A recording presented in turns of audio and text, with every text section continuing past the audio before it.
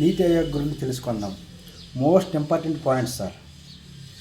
Next ప్రణాళిక సంఘం అనేది ఉమ్మడి జాబితాలో ఉంటుంది. క్యాబినెట్ తీర్మానం ద్వారా ఏర్పాటు చేయడం జరిగింది 1950లో. ఒక సలహా సంస్థ ఇది. ప్రధానమంత్రి దీనికి అధ్యక్షులుగా ఉంటారు.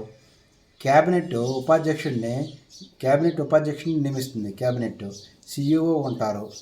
అలాగే ఉపాధ్యక్షులకు క్యాబినెట్ హోదా ఉంటుంది. అలాగే సభ్యులకు రాష్ట్ర మంత్రి హోదా ఉంటుంది. నీతి ఆయోగ్ తొలి అధ్యక్షుడైతే నరేంద్ర మోడీ, నీతి ఆయోగ్ తొలి ఉపాధ్యక్షుడైతే అరవింద్ పనగారియా, తొలి సిఇఓ అయితే సింధుశ్రీ బుల్లర్, ప్రణాళిక సంఘ మొదటి అధ్యక్షుడైతే జవహర్లాల్ నెహ్రూ, స్థాపించినప్పుడు ఉపాధ్యక్షులే ప్రణాళిక సంఘానికి గుర్జరాలి నందా, ప్రణాళిక కార్యాలయం పేరు యోజనా భవన్, అధికారిక పత్రిక అయితే యోజన. నీతి ఆయోగ్ లక్ష్యం అయితే సబ్కా సాథ్ సబ్కా వికాస్ ప్రధాని ప్రకటించారు. నీతి ఆయోగ్ 2015 జనవరి 1న అమలు. 5 పూర్తికాల సభ్యులు, 2 పాక్షిక కాల సభ్యులు ఉంటారు. అజయ్ బిద్దర్ నివేదిక ఆధారంగా కేంద్ర కేబినెట్ ద్వారా ప్రణాళిక సంఘం రద్దయినది. ఇందులో ముఖ్యమంత్రులు, గవర్నర్లు, లెఫ్టినెంట్ గవర్నర్లు సభ్యులుగా ఉంటారు నీతి ఆయోగ్లో. అలాగే ఎన్డీసీ గురించి చూద్దాం. నేషనల్ డెవలప్మెంట్ కౌన్సిల్ అంటే జాతీయ అభివృద్ధి మండలి గురించి 1952లో ఆగస్టు 6న ఏర్పాటైంది. కేంద్ర క్యాబినెట్ తీర్మానం ద్వారా ఏర్పాటైంది. ప్లానింగ్ కమిషన్కు సలహాదారుగా ఉంటుంది. సమావేశము సంవత్సరంలో 2 సార్లు. అలాగే చైర్మన్, ఎన్డీసీకి చైర్మన్ అయితే ప్రధానమంత్రి,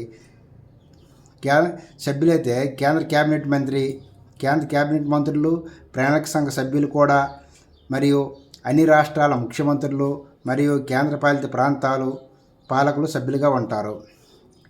ఎన్డీసీ పేరును జాతీయ అభివృద్ధి మండలిగా మార్చాలి అని అన్నవారు సర్కారియా కమిషన్.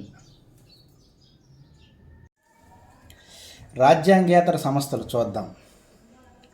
జాతీయ సమైక్యతా మండలి గురించి తెలుసుకుందాం. ఫస్ట్ ఎన్ఐసి అంటారు దీన్నే. ఇది నెహ్రూ ప్రభుత్వం ఏర్పాటు చేసింది 1961లో. నెహ్రూ ప్రభుత్వం ఏర్పాటు చేసింది 1961లో. చైర్మన్ అయితే ఎన్ఐసికి చైర్మన్ అయితే ప్రధాని. అలాగే సభ్యులైతే కేంద్ర మంత్రులు, అలాగే రాష్ట్రాల సీఎంలు, అలాగే కేంద్రపాలిత ప్రాంతాల పాలకులు సభ్యులుగా ఉంటారు. నెక్స్ట్ విపక్ష నేతలు, కార్మిక సంఘ నేతలు సభ్యులుగా ఉంటారు. సంవత్సరంలో 2 సార్లు సమావేశం అవుతుంది ఎన్ఐసి, సంవత్సరంలో 2 సార్లు. నెక్స్ట్ జాతీయ భద్రతా మండలి ఎన్ఎస్సి చూద్దాం. నేషనల్ సెక్యూరిటీ కౌన్సిల్, జాతీయ భద్రతా మండలి ఎన్ఎస్సి వాజ్పేయి కాలంలో 1998లో ఏర్పాటు చేశారు. ఇది కేబినెట్కు సలహాదారుగా ఉంటుంది. జాతీయ భద్రతా మండలి. దీనికి అధ్యక్షుడు ప్రధాని, 8 మంది సభ్యులు ఉంటారు. మొదటి జాతీయ భద్రతా సలహాదారు అయితే Brijesh Mishra. Next national intelligence grid చూద్దాం. 2013లో సలహాపూర్వక సంస్థగా ఏర్పడింది. ఇది ఉగ్రవాదులను గుర్తించడం దీని పని. నెక్స్ట్ వేతన కమిషన్ చూసుకుంటే 1946లో ఏర్పడింది. 1946లో మొదటి వేతన కమిషన్ చైర్మన్ వరదాచార్యన్.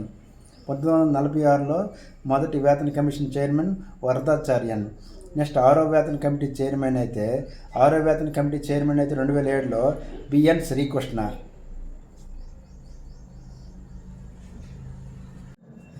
పరిపాలనా ట్రిబ్యునల్ చూద్దాం. పరిపాలనా ట్రిబ్యునల్ చూసుకుంటే 42వ రాజ్యాంగ సవరణ ద్వారా 1976లో ఏర్పాటు చేశారు. ఇందిరాగాంధీ కాలంలో 14లో ఏ భాగంలో చేర్చారు. 323లో ఏ, 323లో బి ఆర్టికల్ తెలియజేస్తున్నాయి. ఇందిరాగాంధీ కాలంలో చేశారు, కానీ రాజీవ్ గాంధీ కాలంలో ఏర్పాటు చేశారు 1985లో. చైర్మన్ 16 మంది వైస్ చైర్మన్లు ఉంటారు పరిపాలన ట్రిబ్యునల్లో. రాష్ట్రపతి ఏర్పాటు చేస్తారు. ప్రధాన అధ్యక్షతన సూచన మేరకు రాష్ట్రపతి ఏర్పాటు చేస్తారు పరిపాలనా ట్రిబ్యునల్ని.